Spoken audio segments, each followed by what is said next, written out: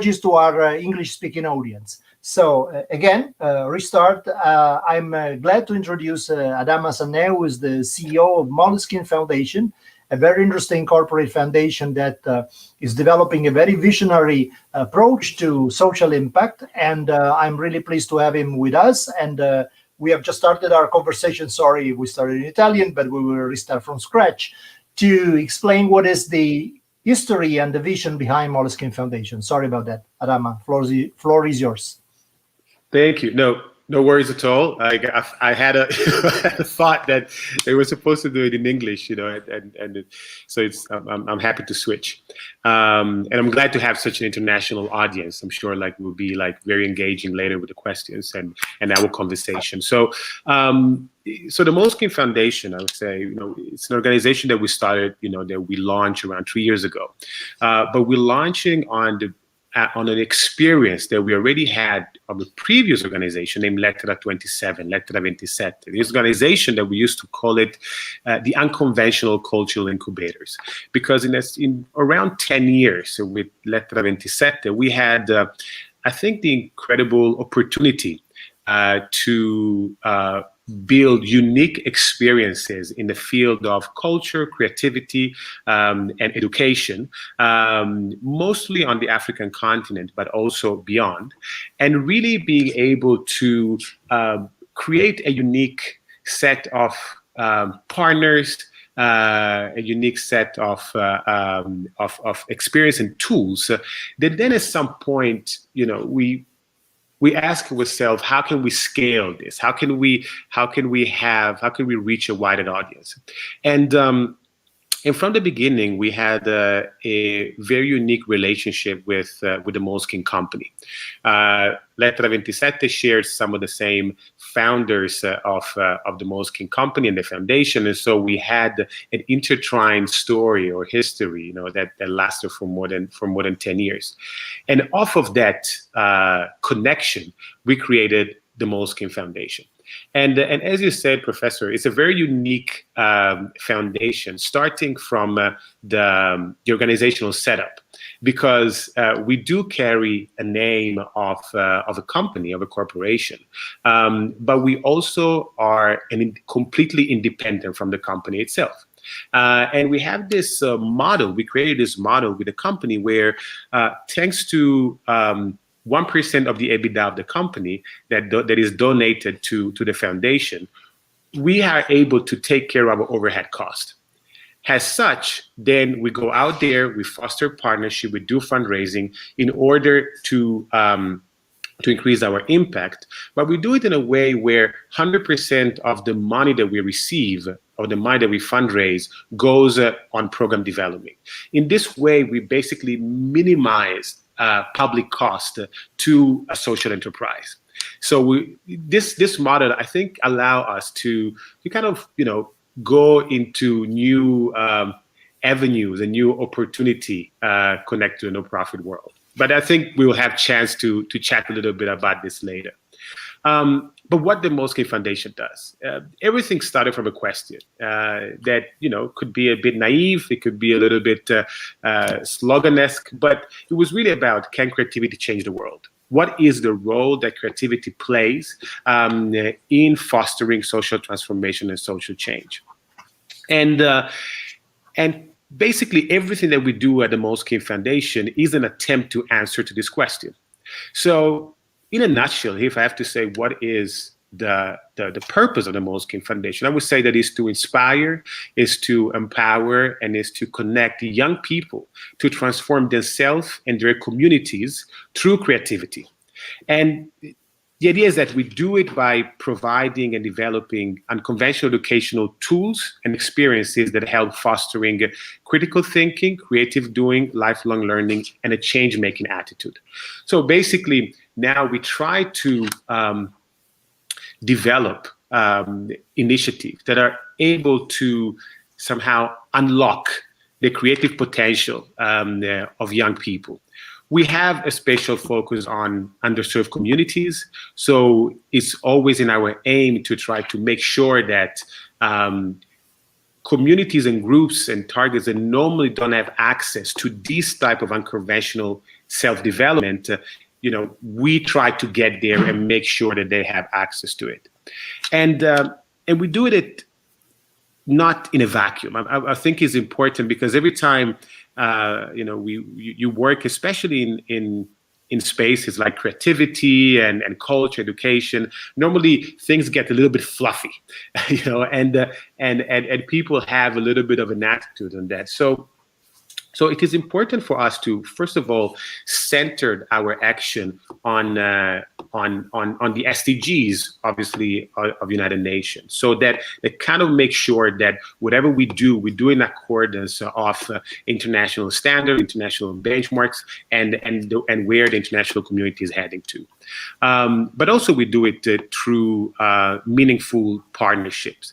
So whatever we do, and this is probably also part of the model, is something that we had the chance to discuss a little bit later. We do it with partners that has the capacity, the knowledge of operating locally.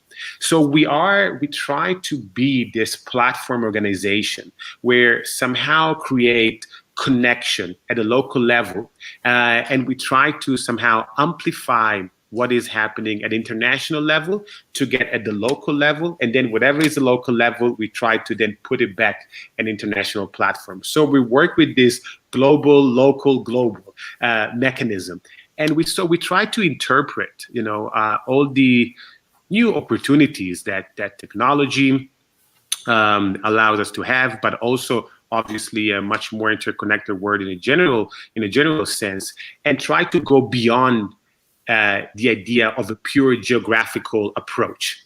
Normally NGOs or foundation would tell you, "Oh, I work in these countries or this specific." We try to move beyond that, and because we think that if we want to be relevant in the contemporaneity and somehow be able to interpret, the zeitgeist, we need to be able to move on a different platform and on a different assumptions that normally organizations like ours use. So let me stop here for a second, because I think we can go on, but maybe we can start converse a little bit. Oh, thank you very much. It's extremely fascinating, and I think I'm also interpreting probably also some question that spontaneously arise in the audience in terms of asking, okay, but this is really visionary, but one could say, but what about the company? I mean, what is the rationale for the company to do this? Because this is very forward-looking. But in the end, the company is a company. So why there should be an interest from the corporate point of view in taking such a, let's say, selfless vision of what social initiative could be as compared, for example, to other corporate foundations? Absolutely. I think it's a very fair question, because the idea is always a company is a company. At the end of the day, the bottom line is clear. I also think that there's two elements here. The first thing is we live in very unique times and new times where the dichotomy that existed before between being able to interpret a social purpose from a company perspective and your economic bottom line are not anymore in contradiction. And it is not until a few years ago, this, and I know that you, Professor, has been one of the people like were very forward thinking at the time, but back in the days, you need to be a visionary in order to understand that. You needed to see that would have been something that would work in 10 years from that moment. Now that moment is happening.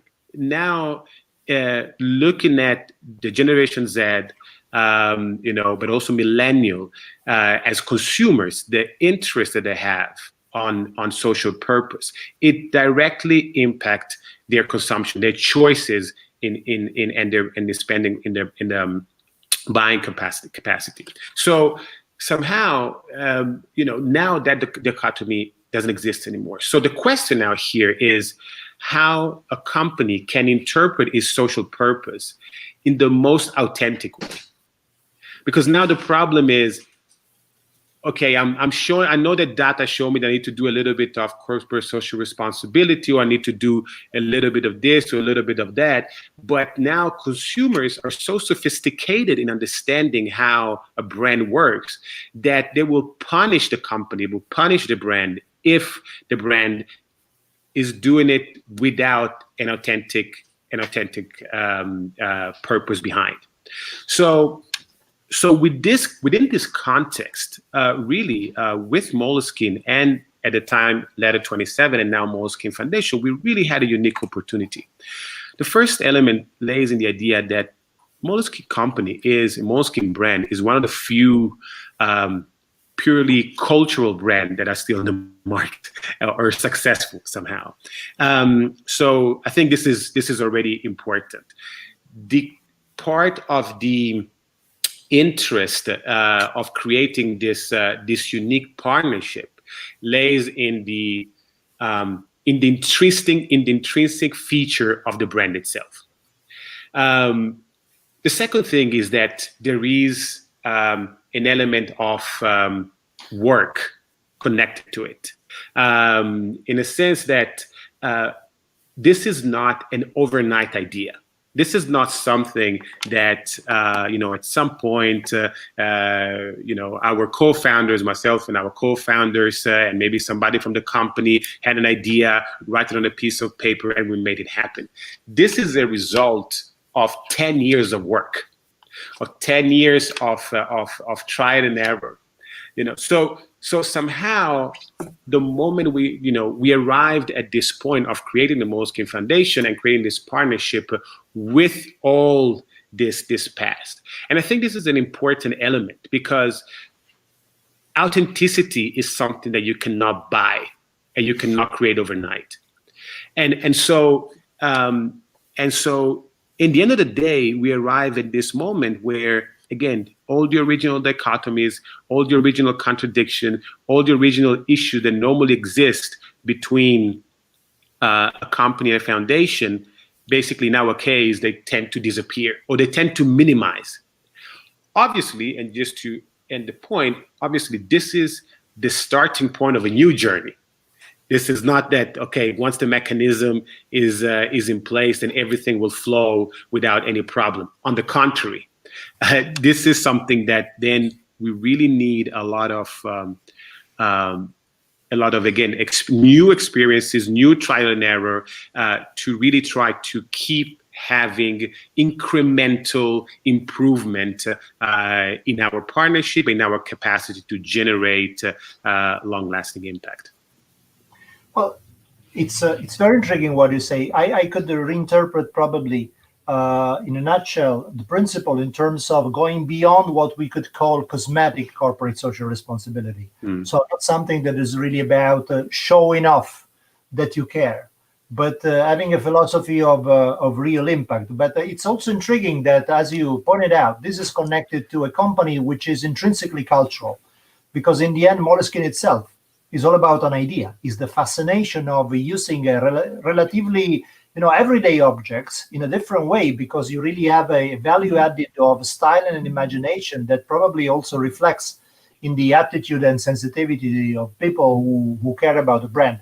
Well, on the basis of this, I'm particularly curious to ask, what about, let's say, the impact and accountability dimension? Because, as you said, it's a bold ambition, that of speaking of changing the world through creativity. And of course, again, the first question that comes to mind is, okay, but how, to what extent do you manage? Do you have ways to measure or to track what is the concrete impact of what you do? Mm-hmm.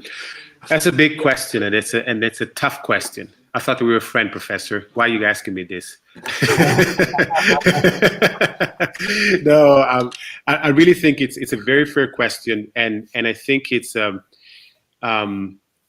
of the main questions that stays in anybody who does this job. Is one of those things that need to keep you awake at night, because it's a big question, and I think the starting point is to kind of, I think, give a little bit of context. Measuring impact in the field of education and culture and changing of attitude, change of behavior, it's an ongoing challenge for the planet. This is something that is extremely difficult for everybody, and I think we are we started from somehow this context. We know that we're entering in a situation and we're accepting a challenge that is extremely difficult. There are even organizations, very effective organizations that, for example, to a certain extent, prefer to shy away from this challenge, because then they say, okay, I prefer to do something measurable, because then I can measure what I'm doing. And so it creates this sometimes strange dynamics where then some organization will only do stuff that they can measure, but at the same time, that sometimes bring you away from the real context and from the real problems. So just this to say that this is a big question, in general terms. What is our approach? I think the first element I need to introduce is that we've been so far an extremely empirical organization. We do things, we try to see if they work.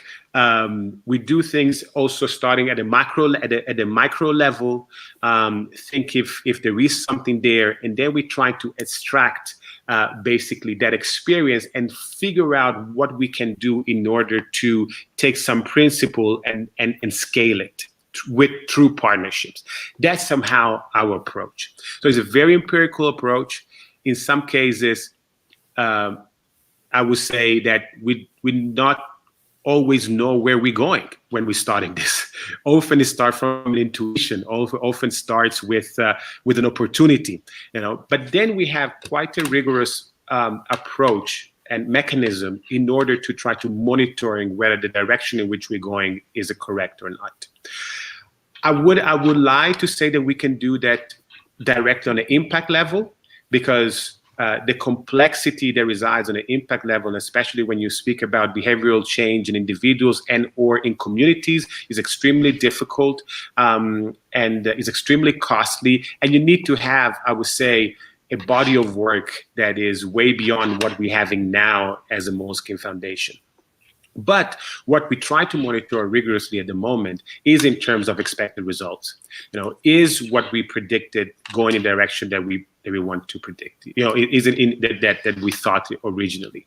How are the partners are connecting? And we try to have quite a number of qualitative questionnaire and monitoring and evaluation mechanism in order to try to get the pulse. And then what we do, we try to connect that element, kind of empirical element, and we try to pair, thanks to our advisor and some of the consultants that exist in the network of the foundation, we try to connect him with what is happening in academia.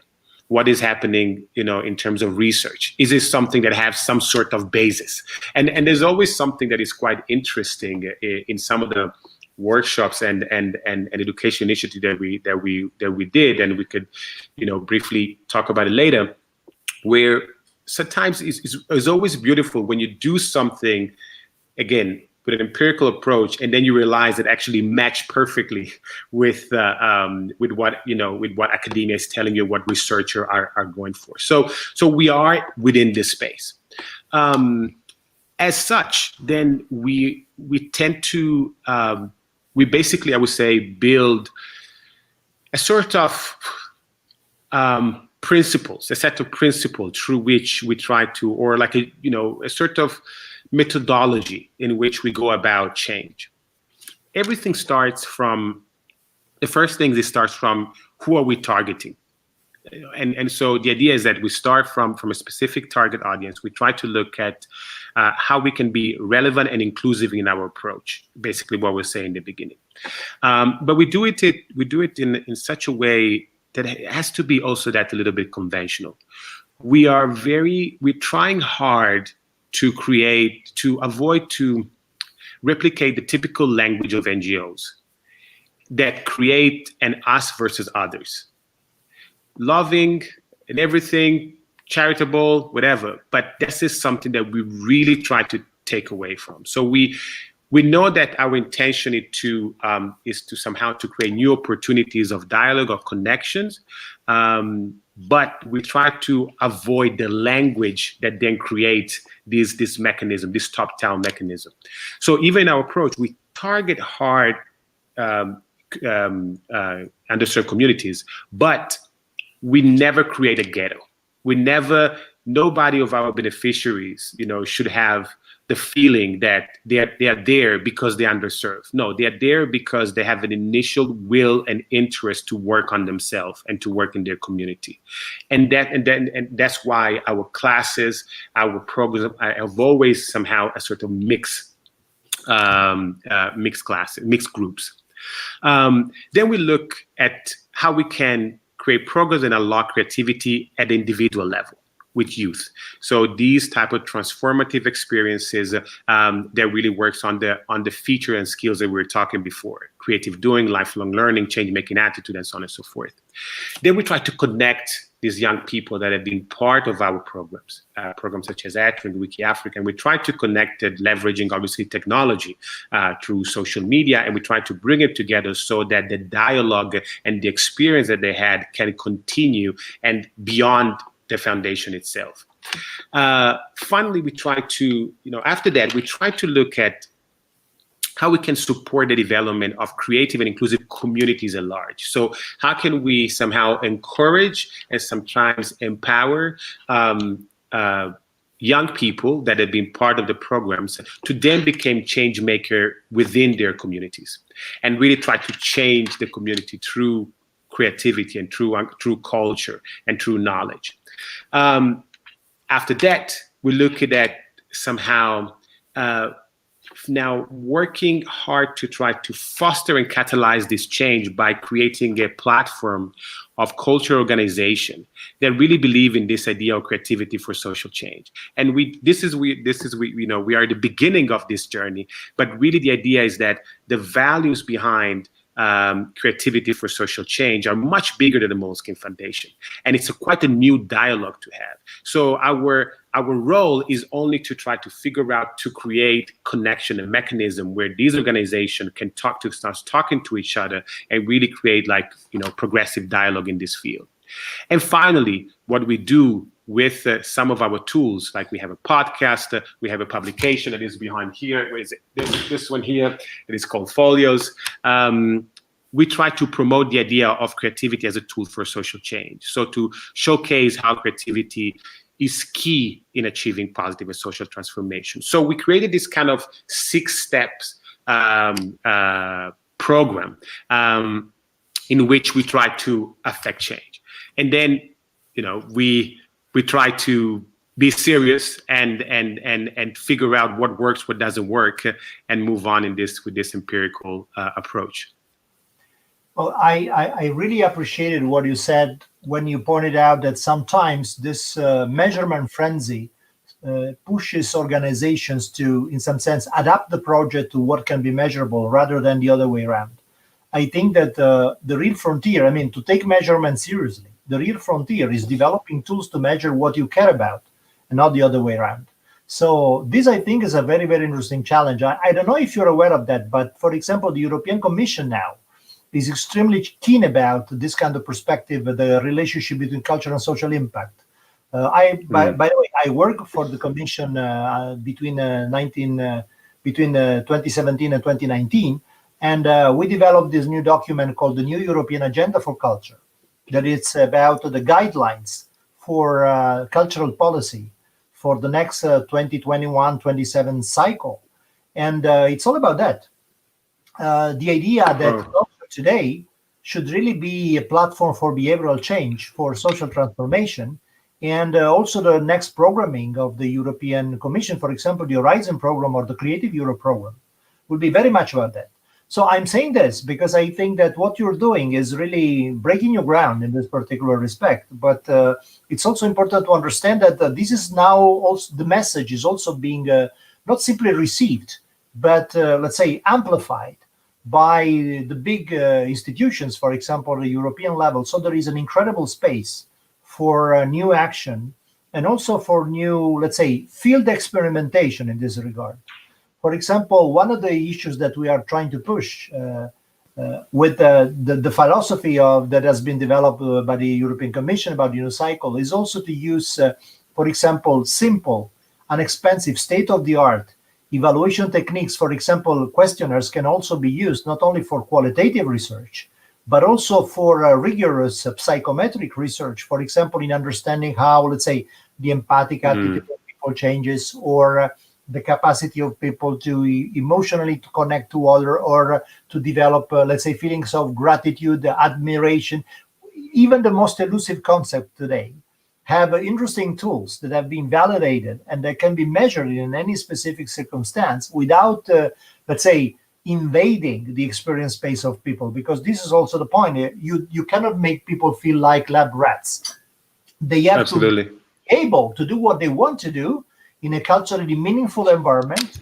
But also, I think that people themselves are curious to understand what they have learned or how they've changed through a certain type of experience. And so giving responsibility to people in this particular respect, sharing with them the insights of what happens, making them, let's say, co-creators of these kind of experiences, I think can be extremely stimulating. So I just wanted to point out that this is really an exciting perspective that is now not just a fantasy in the making, but it's really on the policy agenda at the moment. And I really invite Moleskine Foundation to join a conversation on this, because I think that this could be, I think, very rewarding from the foundation point of view, but also Europe in a moment like this is really looking for pilot experiments and institutions. And I think you're already on that page.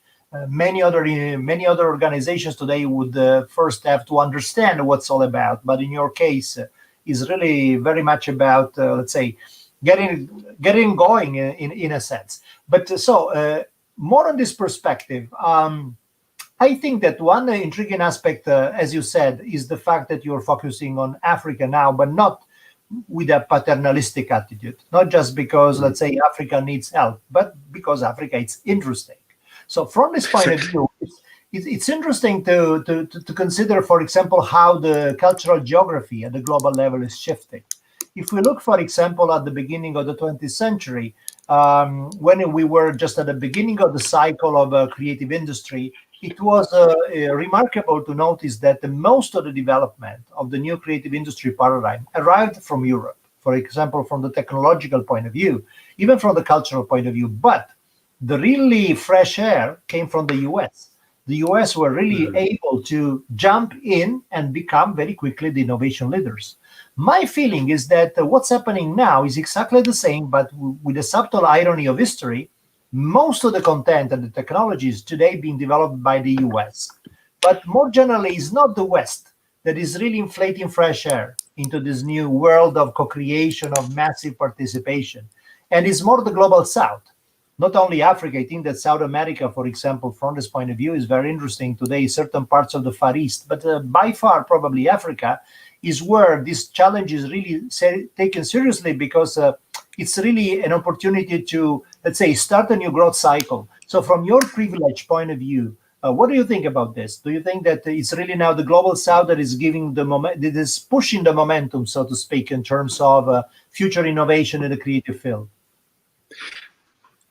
Absolutely. I mean, it's, to me, this is so important, because, as you said, we started working on the African continent because it's an interesting place, because we think is a place where innovation can occur, and really there are the basic ingredients to really create new language that can really help building and fostering innovation at the global level. Ironically, we take it for granted, but for example, we have one program. It's called AtWork, and AtWork is a program that we created with Simon Jami, who's one of the fathers of contemporary African art, a philosopher, a writer. And AtWork is a program that started on the African continent. Started in Dakar, and then we, toured in many different cities on the continent, and then we brought it to New York, and then we brought it to Venice. And then we brought it to Modena. And then we brought it. So this idea where we try to invert somehow the direction of where things and knowledge should be produced from. And this really gave us the opportunity to again create something that otherwise, it would have been possible doing it somewhere else, not in the same way. So again, I couldn't agree more with this. And I think we often risk to somehow not be able to really, many organizations still, not to point out anybody, but there is still a general attitude in this field, as you said, very paternalistic around the continent. And beyond being wrong as an approach for obviously historical and human reasons, it's just very ineffective. It's just a huge missing opportunity that we're having now. So because what sometimes we don't realize is that by working on the African continent, on the global South, as a European organization, the main element is that that's an incredible opportunity to transform yourself. It's not a from us out. It's from us within. That's somehow the process. And so working in this context, being able to listen is a very unique opportunity to rethink about yourself. And since at the moment, if we take it a little bit from a higher perspective, probably, the biggest needs at this moment that I think the world has is really being able to build and produce radical imagination in everything that we do. Because to basically do the changes that we need to face and we need to make as a society, we need to really think completely different. But this capacity to think different doesn't start externally from us. It doesn't come out of ourselves. It comes within us. It comes after a process of introspection.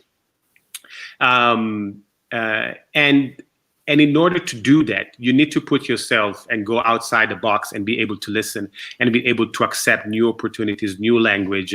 And I think that the global South in general, just to generalize it and make it a little bit quicker as a conversation, it's a unique opportunity for that. And now, again, this is not anymore something that few visionaries, can see and can interpret. This is just an evidence that you can't escape. Well, it's so crucial to understand really how much we can learn from these kind of experiences, because again, there is one of the most detrimental consequences of this paternalistic attitude is that in some sense, organizations put themselves in the teaching mode, and this is horrible because, of course, it wastes most of the real potential of this kind of experiences. But nevertheless, what is really surprising is that even if everybody who's today really into, for example, social innovation, the relationship between social innovation and creativity, quickly understands that what's happening in Africa is really game-changing. The public opinion worldwide, and I'm not speaking only of Europe here, also the US, for example, more generally, also in the high-tech innovation industry, seems to overlook almost completely what's happening in Africa. In your opinion, why it's so difficult for the world to realize that the geography of creativity is changing, and what could be done to change this situation in your view? So I think there are there's twofold answers here, or explore, chance to explore further.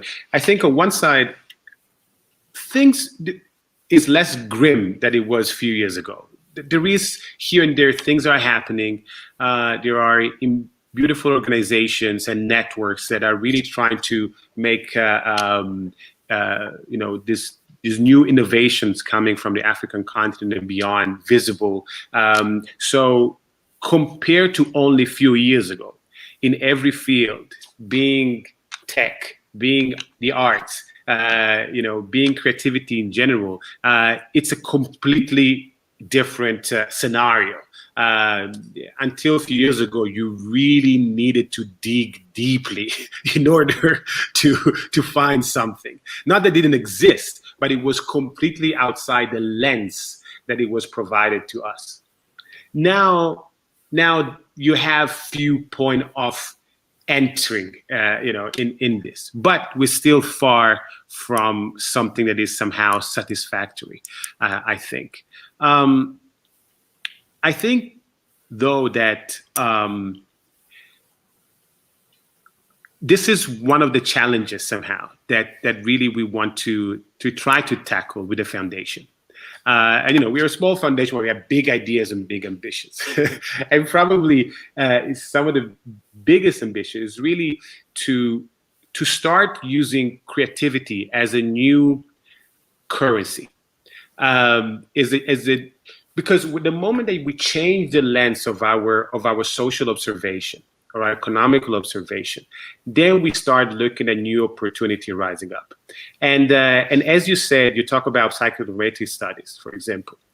This is something that has not been done, has not been tested properly, especially in the global South, where there is a chance that the creative potential on some of these countries is extremely higher than other countries from the West.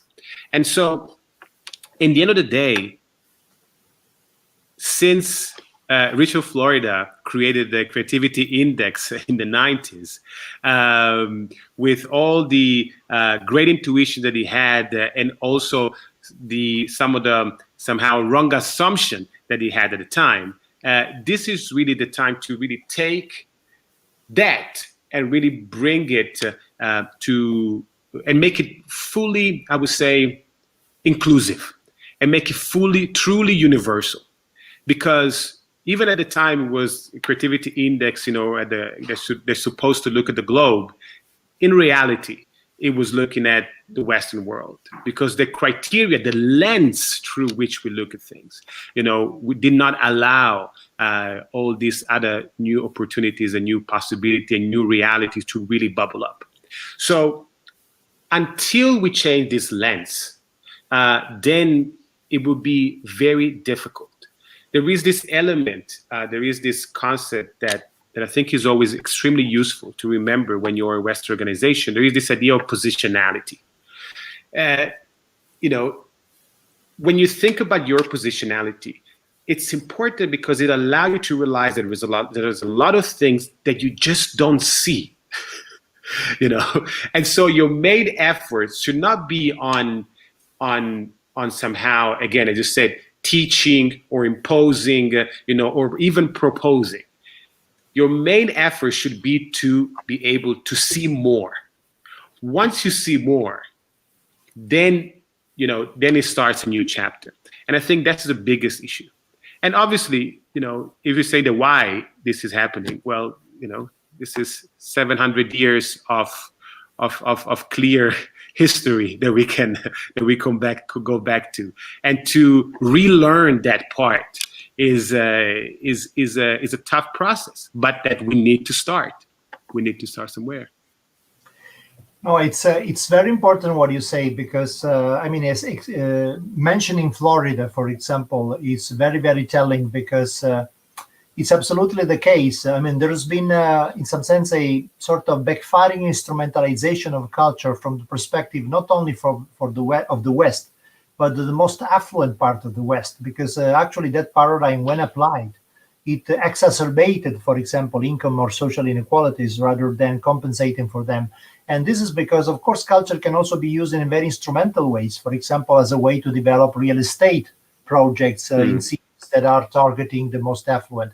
It's meaningful today that just in these very days, there's been a very influential anthropologist and psychologist, Joe Heinrich from Harvard University, was published this book called The Weirdest People in the World, where he basically creates a sort of new paradigm to explain how even the psychological theory that we use today, for example, also the psychometric tools, have been mostly calibrated on what he calls the weird people, which means white, educated, industrialized, rich, and democratic.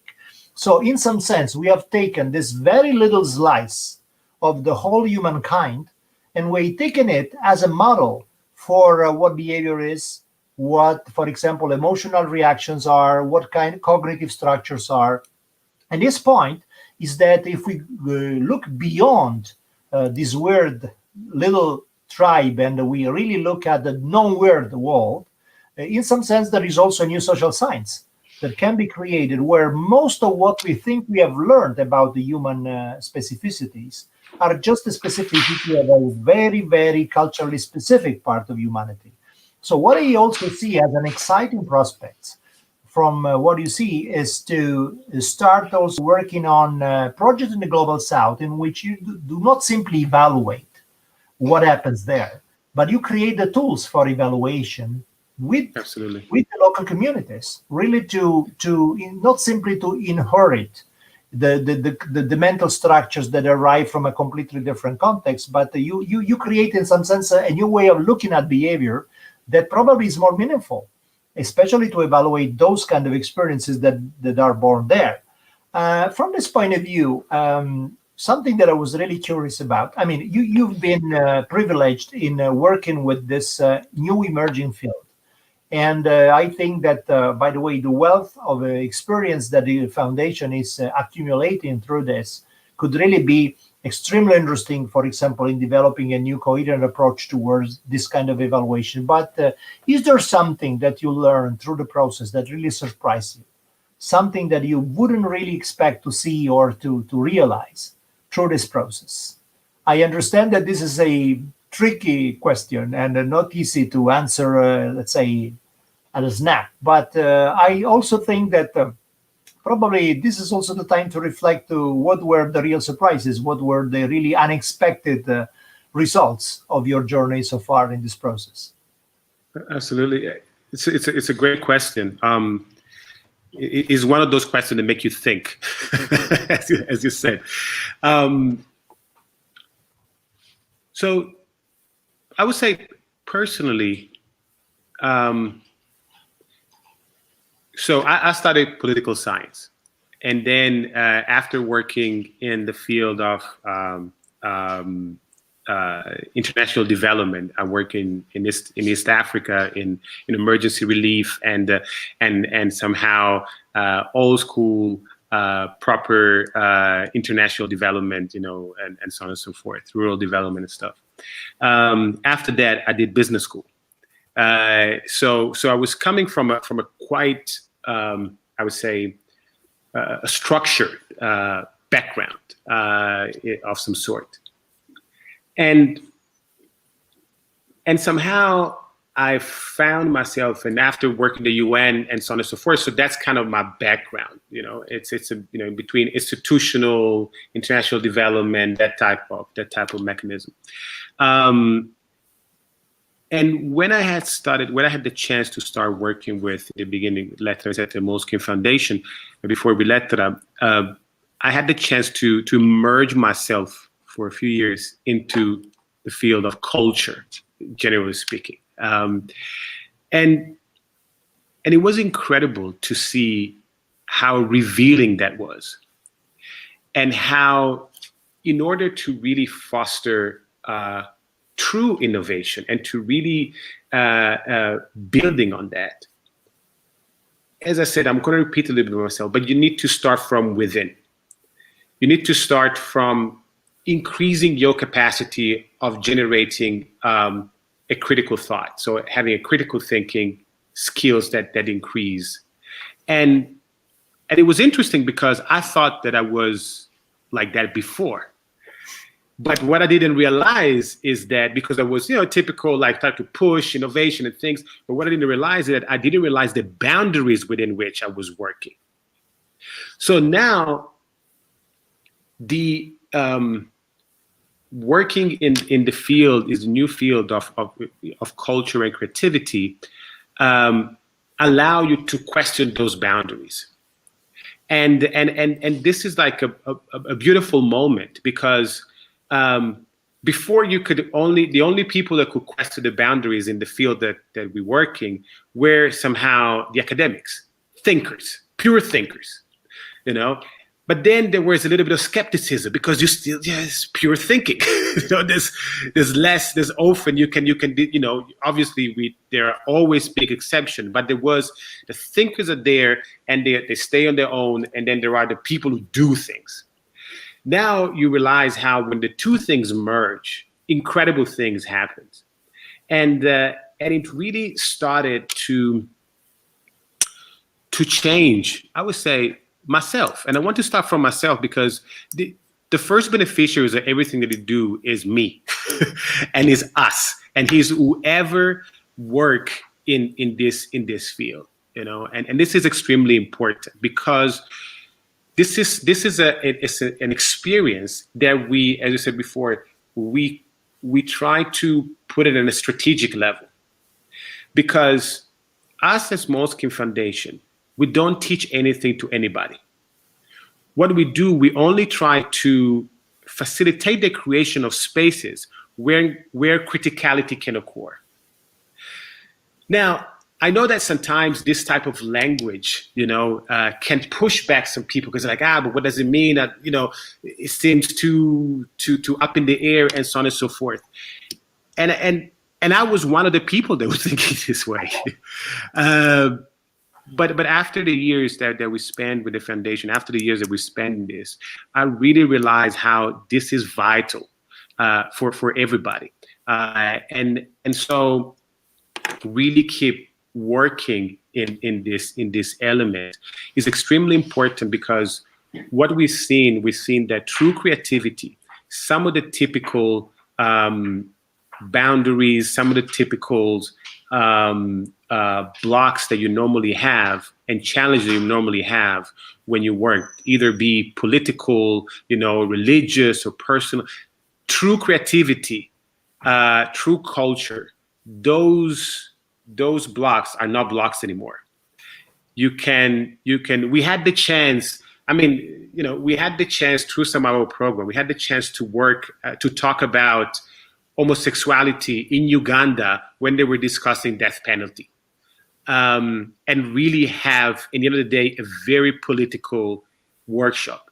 The reason why we had this super political workshop is because we didn't want to have a super political workshop, and technically we didn't have, because everything passed through personal experience, everything passed through culture, everything, you know, so that allow us to then create a space where those dialogue can happen. And again, we didn't have any agenda. We didn't go there with a pro gay rights, you know, agenda or anything like that, you know. But in the end, you know, this is the discussion that can occur. We've been in Zimbabwe, and we run a workshop that was titled "Can Revolution Be a Whisper?" Few months before Mugabe stepped down for the first time.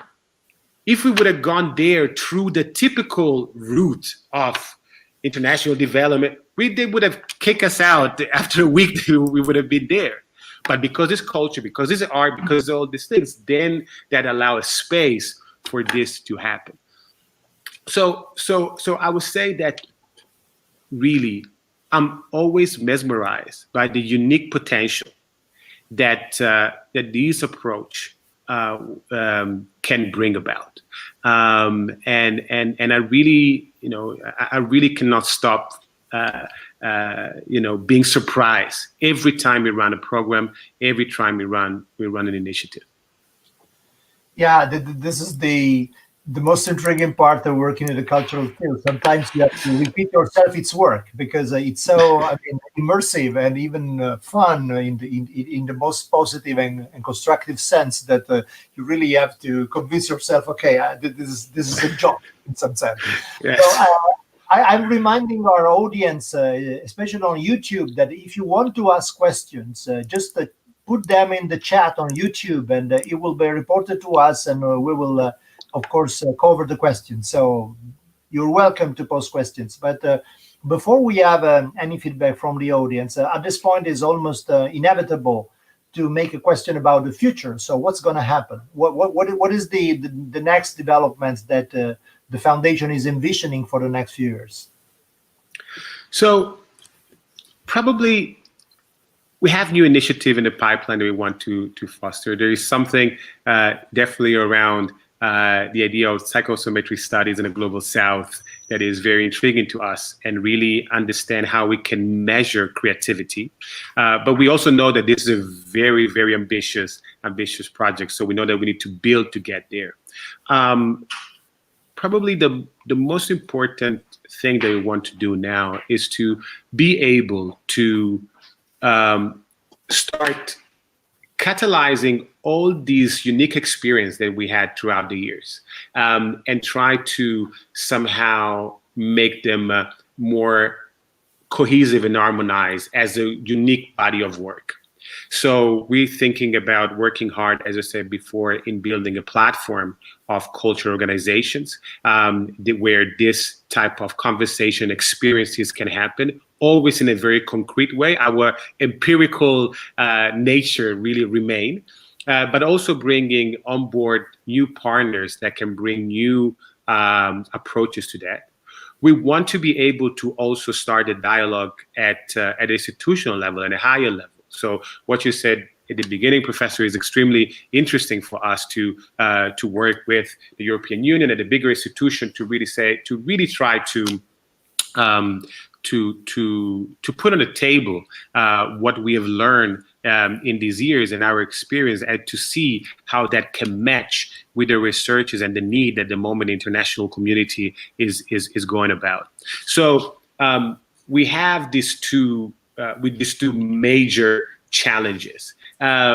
Meanwhile, we have two of our main programs. One is called At Work, that I will, invite everybody to go and check it out. The other one is called Wiki Africa Education, and we really try to build and make them grow and scale. And that's because, at the end of the day, the value of the foundation really resides in its programs, because again, we're not a research institute, we're not a large donor NGO, or foundation or anything like that. So we really operate as a social enterprise. So the value of the organization resides in its capacity to generate impact, to transform lives, and this is pretty much still our main focus. Well, it seems that we've been so exhaustive and engaging that at the moment there are no people willing to ask questions, it seems. But oh no, there is one just arriving. Okay, what are the main challenges you see in the future of education? Well, that's a simple question. I would say like this. I think the main challenge now is just how to make it happen. That's I think is the element.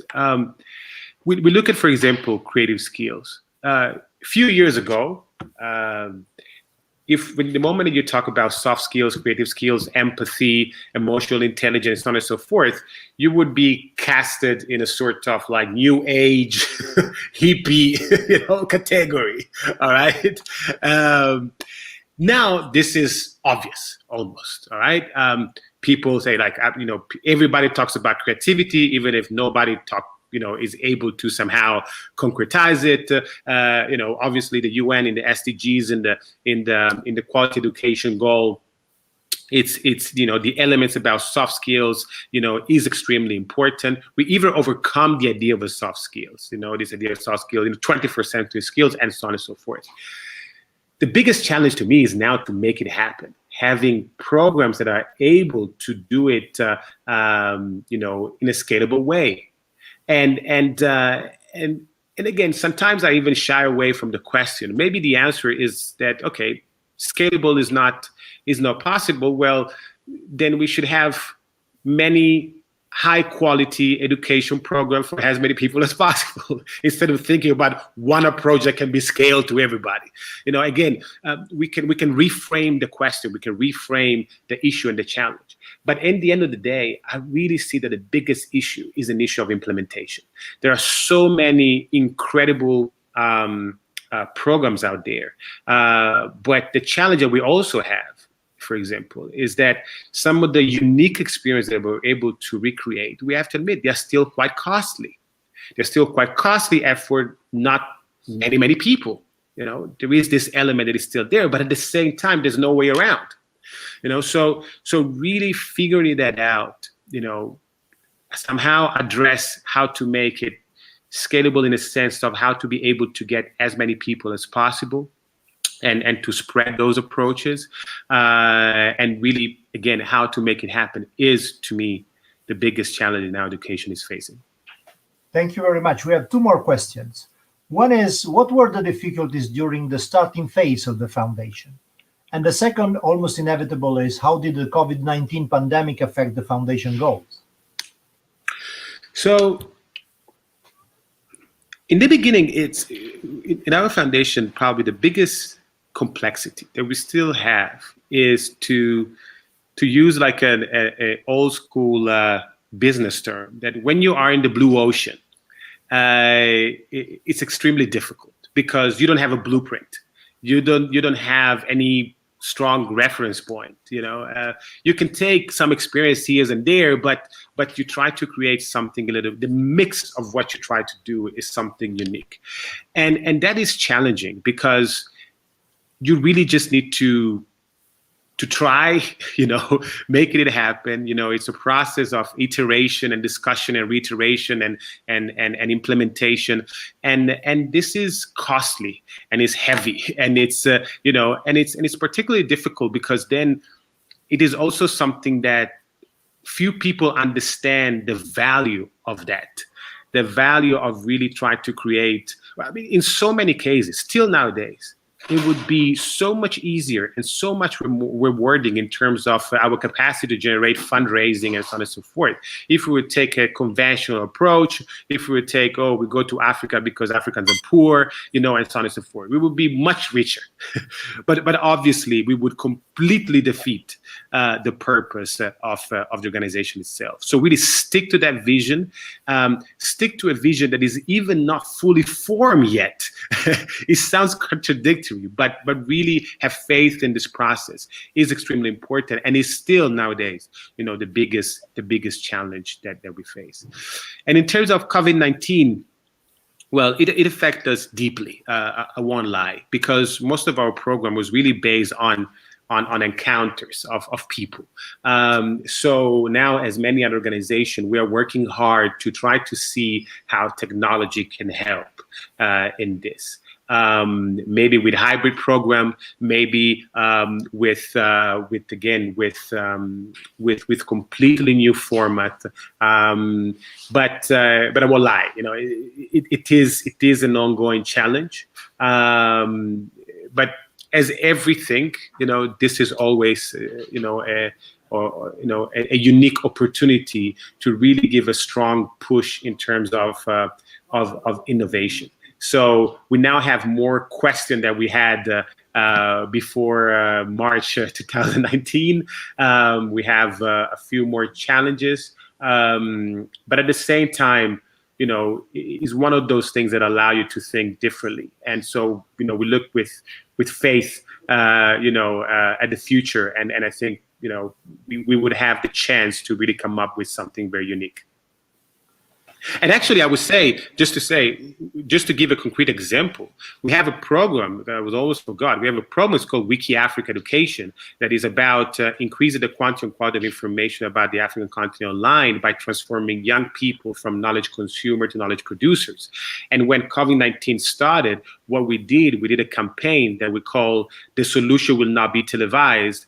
And basically, we made a call to action for people that speak African languages to translate 10 main entries about COVID-19.